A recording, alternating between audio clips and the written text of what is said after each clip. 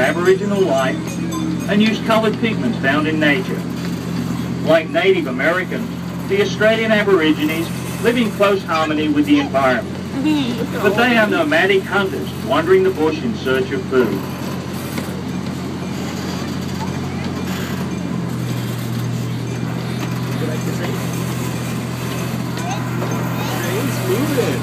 On the left-hand side, we're passing old Platypus Pete's ute.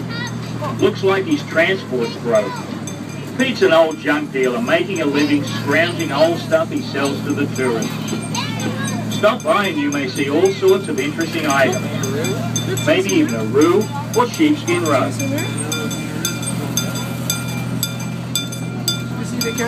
Just up ahead is the Pitcher Farm.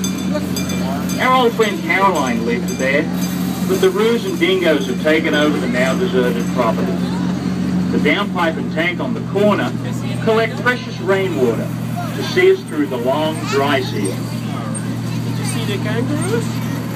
Look, kangaroos. Hey, look.